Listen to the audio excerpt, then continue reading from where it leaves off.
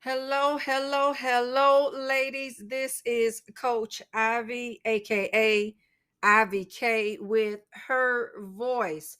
And this is an episode where we are going to talk about the love of money.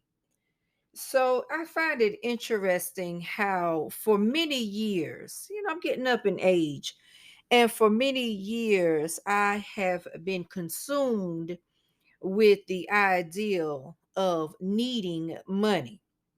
How ultimately I had to have money to do certain things and pretty much everything, to where it became a dependency. To recently, I thought about it and said, this feels like a drug. Money was beginning to dictate my day, my mood, how I moved, where I went, and what I did. And so I had to think about it. And I said, you know what? Yeah, it may determine where I go and what I buy, but it does not dictate who I am. I'm still Ivy K. It does not dictate who I am and whose I am. For the word does say, it says in Mark 10:17, money can distract people from God. And I realized that it was distracting me as I began to walk closer and closer with God, that it was distracting me from God. The lack of money was distracting me from God. It also says here that in Matthew 6:19, do not make money the most important part of your life. Until now, I did not realize that I was making money the most important part of my life. Why had it become the most important part of my life? Just like many of you, you need it to live. But do we really? Let's think about that for a minute. Do we really need it to live? Yeah, you may say to yourself, well, yeah, I got lights I gotta pay. That requires money. I gotta eat, so I need to buy food. That requires money. Yes, but what happens is when we focus on the fact that we don't have money, then we lack the ability to, hello, somebody, attract money because you're so focused on the ideal that you don't have. So then you lose sight of who has the money to filter it down to you. For God is the source and he has all of the resources that you need. It just said that we are distracted from God when we focus on money and the things that we need to purchase with money. So we've got to shift our focus. We got to keep our mind and our heart stayed on God at all times. There have been times where I can't focus, ladies. I cannot think. I'm not motivated. I'm in the bed. I'm depressed. I'm down and out because I'm trying to figure out how to make a way out of no way. I'm online trying to figure out how to get me a quick loan just so I can make it. Not realizing that God has already worked it out. He's going to work it out. And then I had a moment where I just had to sit in my brokenness. And here's the thing, I wasn't really broke. I probably didn't have any cash on me. I probably didn't have any access to any money per se, but I wasn't broke. Because see, what we say about ourselves and to ourselves is our reality.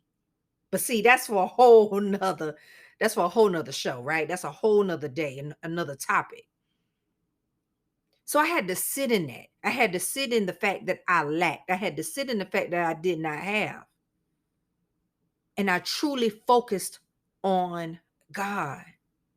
And what began to happen is he started to send me the resources because I focused on him. And we'll talk about faith as well. We'll deal with faith another time as well. But faith is coupled with this also.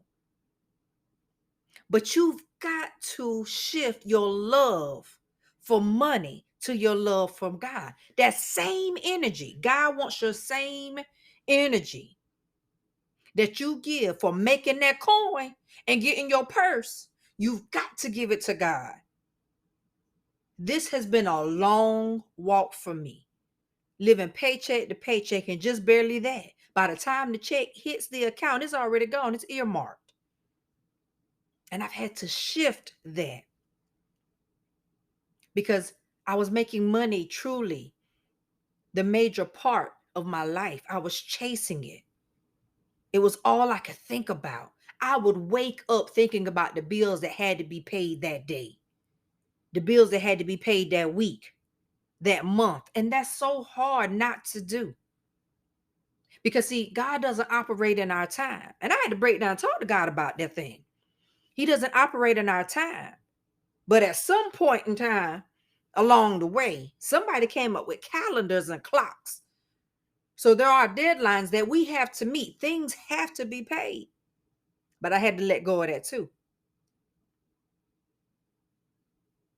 Because the extra stress it was causing me, I had to give it all to God, and I could not get distracted with that.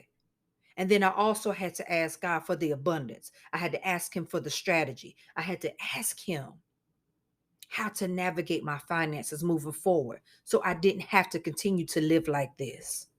Because I said, God, this ain't it. This is not it. This is not even living. This is barely surviving. And I want to thrive. So, ladies, make that money, but don't let it make you. Y'all know y'all have heard that saying before, and it's true. So, sit in it as we tend to laugh at that saying. But what does that saying really mean? Don't let it make you. Don't let it break you. And don't let it distract you. Be who God has really called you to be. Don't allow money to dictate who you are. Having $5 from $500 to $5,000 to $1,000,000 does not change your heart, does not change your purpose, doesn't change who you are. Who you are is who you are and whose you are. At least it shouldn't change you. You still gonna be great no matter what.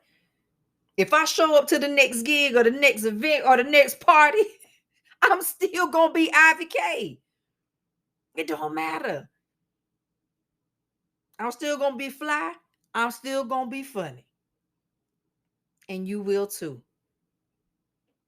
So don't lose sight of who you are and whose you are for the love of money. I'm Coach Ivy, also known as Ivy K, and this is Her Voice, where we are finding our voice in the kingdom. Y'all be great and always be inspired.